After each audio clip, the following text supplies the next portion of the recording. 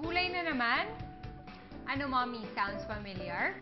Ang tip ko sa inyo, gawa ng masarap na twist ang usual gulay recipes at meron akong nakahanda para sa inyo, para dyan. Kung gusto niyong malaman, tutok na kayo dito, syempre sa Sarap with Family, where great dishes bring the family closer together.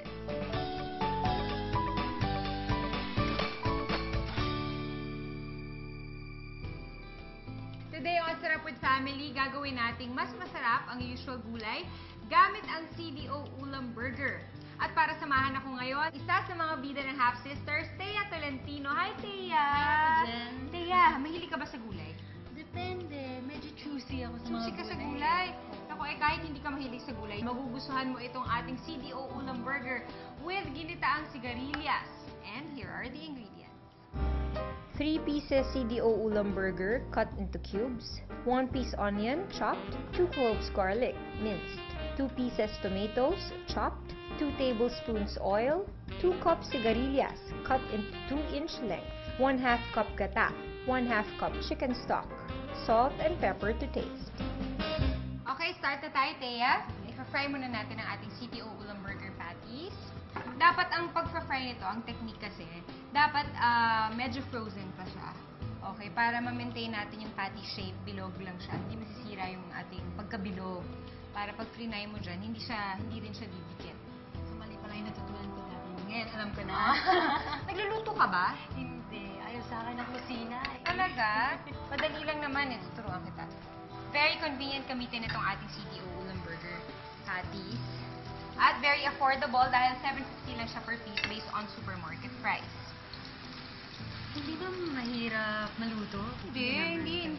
Yun ang maganda dito kasi hindi mo na siya kailangan pang pakuluan, hindi mo na kailangan pa pang i-prepare, lagyan ng mga seasonings and other spices.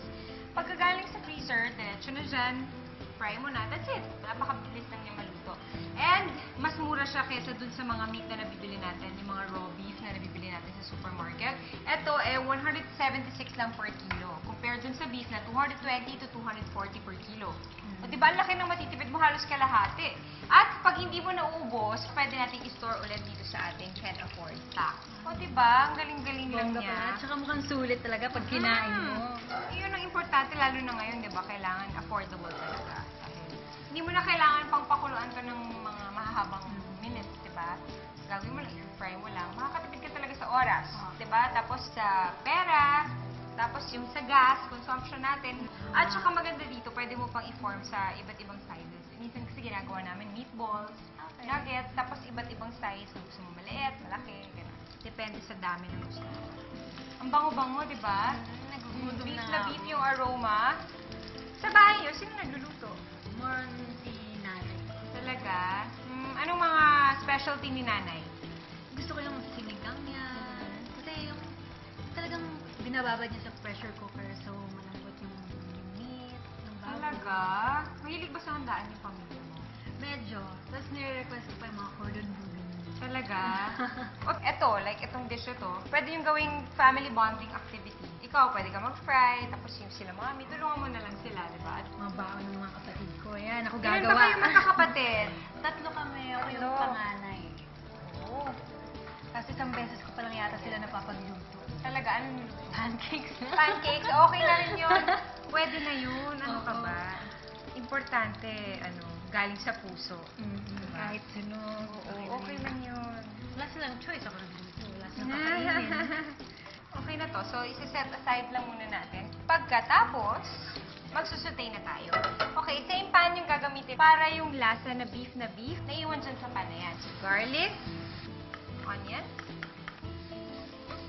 Kasi ako, kahit yung mga garlic onions, bira din ako kumain ng mga ganyan. Talaga? O kaya, Kahit na maliliit lang talaga at hindi mo na Oo. napapansin. tinatanggal ko talaga. Talaga? Pagkakain ako ng sisig, di ba may Effort, mga ha? ganyan? Oo.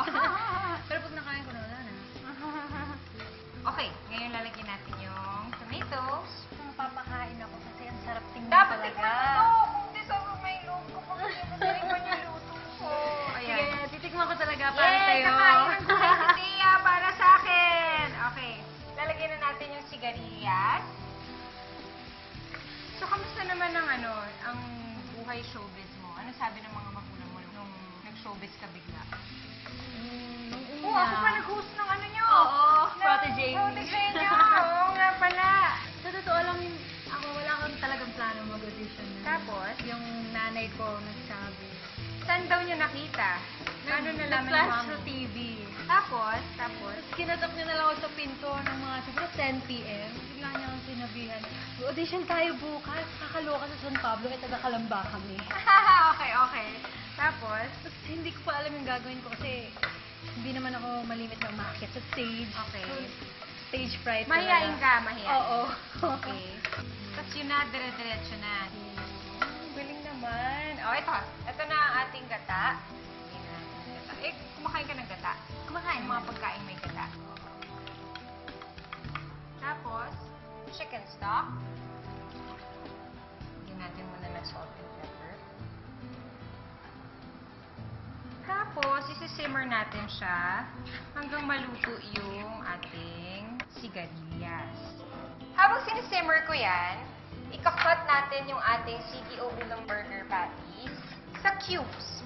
Yan. Ang juicy. Okay.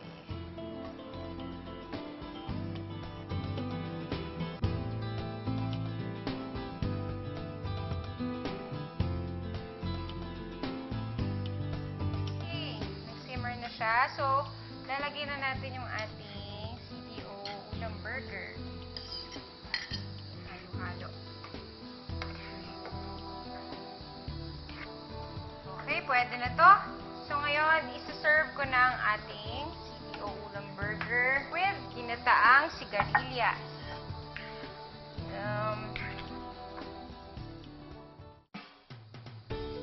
Ayan! Ready na ang ating CDO ulam burger with ginataang sigarilyas. Siyempre, gusto ko na yan agad i-share sa family ko. Pero, ano muna? Siyempre, pipicturean ko. Sige. Ayan. Yun! Perfect! O ano, let's eat? Tara. Tara.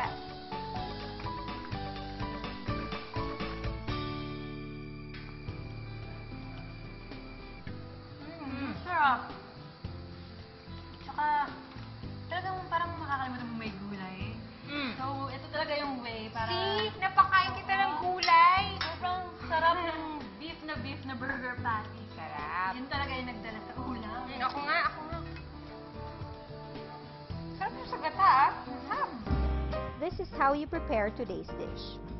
Pan-fry CDO ulam burger patties until they are golden brown. In the same pan, saute garlic, onion, and tomatoes in oil.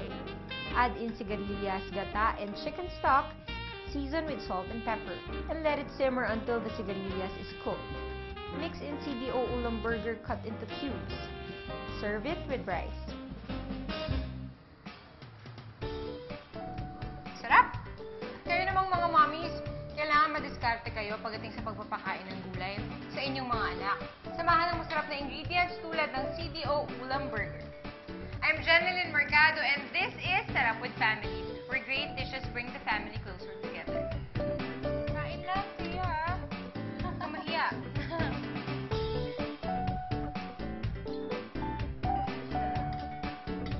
Sarap. If you want a copy of this recipe, like us on Facebook at www.facebook.com/GMA-SarapWithFamily and follow us at Sarap with Family on Twitter. Sarap with Family is brought to you by CDO Ulam Burger, Sequest Tuna, CDO Liver Spread,